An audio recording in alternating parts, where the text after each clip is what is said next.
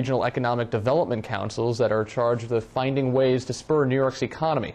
They have until November 14th to come up with a plan, but the private sector doesn't want to wait that long. Upstate leaders from businesses, unions, school districts, and more will gather in Buffalo for the Accelerate Upstate Conference, aimed at dealing with upstate economic and social issues. And then 6 weeks later, organizers will deliver an action plan to Albany. My next guest is helping organize that conference. Craig Turner joins me from Buffalo. Craig, thanks for your time. Thank you. So let's talk a little bit about one thing in your news release here, which I found pretty interesting, is you explicitly mentioned the political clout, or lack thereof, for upstate New York. Why is that a concern for upstaters? Why is that a concern for upstate voters?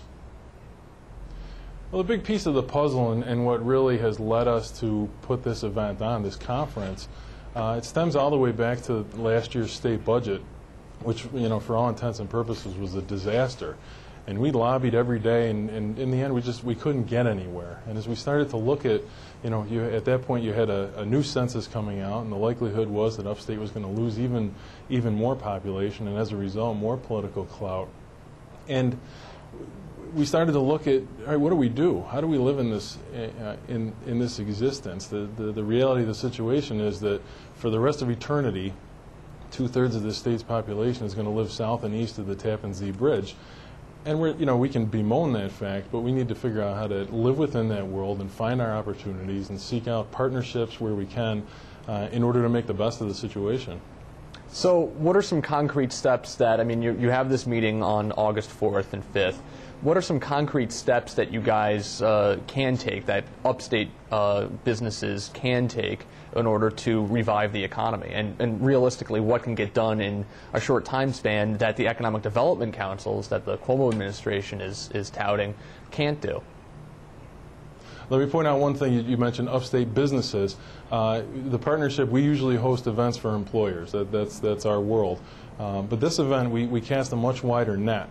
We've got the business community, we've got the economic development community. We've reached out to every sector, organized labor, community development, community activists, elected officials. We want everyone in the room that has a say about the future of upstate to be here to talk about this discussion. As far as concrete steps, that's what we hope to pull out of these sessions. We have sessions. You know, there's some preconceived notions in there. We have a session on workforce. We know developing a strong workforce is going to be vital to our future. You know, you talk about the brain drain and people leaving, and the need to have people to fill the jobs that we plan to create here. We have a session on New York's connection with the booming economy across the river here in Canada. How do we optimize that? So those are the things we're going to be looking at, and we're going to have panel discussions.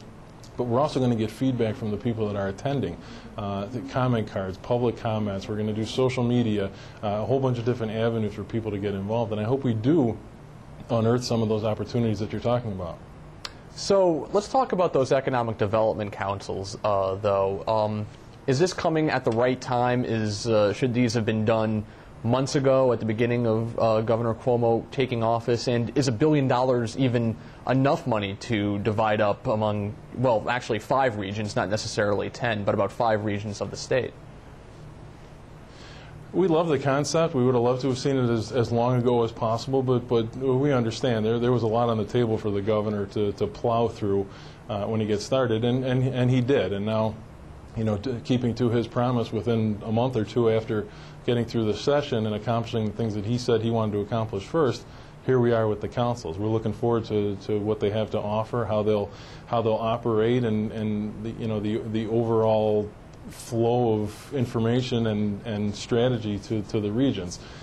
You ask about the $1 billion. You know, it's a tough call. There's I think in the past several years in New York State, the economic development will take what it can get, especially upstate economic development.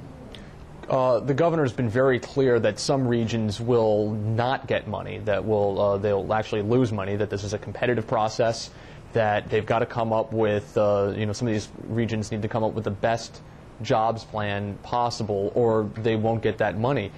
What happens if Western New York doesn't get that money? How much of a blow would that be potentially? I think it would be a big blow. We've been looking forward to this for a long time, if only for the cohesiveness of economic development opportunities within the region.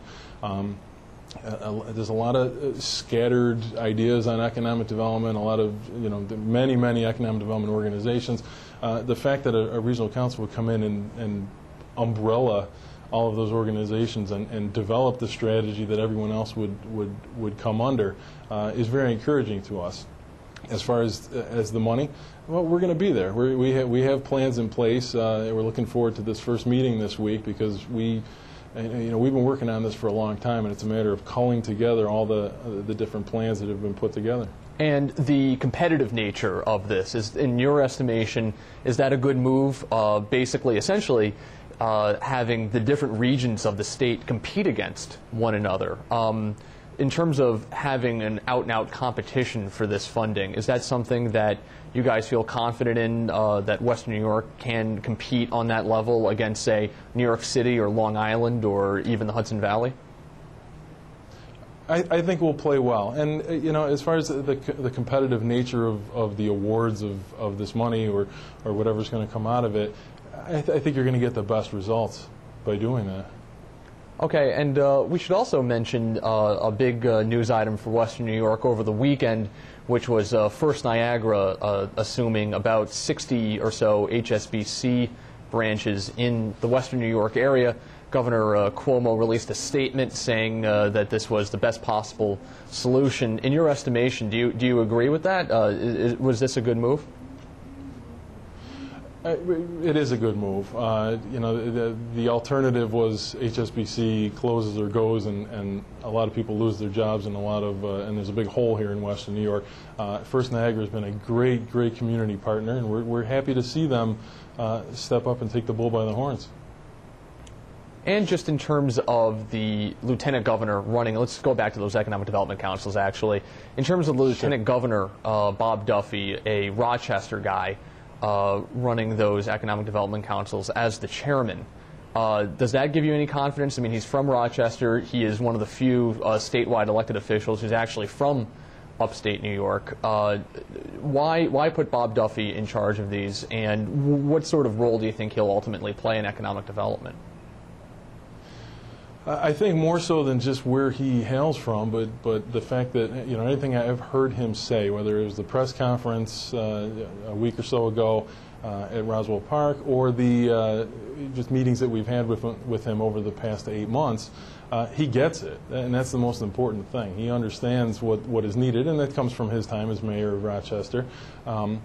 But he gets it, and and he gets it for a bigger picture than just his home in Rochester. He really does understand what, at least the approach that needs to be. The details are going to come out of the regional councils, but he understands the approach that needs to happen. And just lastly, Craig, we're running out of time, but I just want to ask you briefly, what makes this time in New York different for job creation? This has been something that governors have tried to seek unsuccessfully to get upstate jobs back in the market. How is this a different time? Well, we've got a governor who's not only talking the talk but walking the walk, and it's refreshing. I hope it keeps up. Even as I said, even the concept of the regional councils, the understanding that the individual regions have different needs, that Western New York has different needs than Center State, than Long Island, is such an important piece of the puzzle. And the fact that the governor's on that, on that strategy is encouraging. It's ready for action, really. Okay, Craig Turner, we'll have to leave it there. Thanks very much for your time tonight. Thank you. Appreciate it.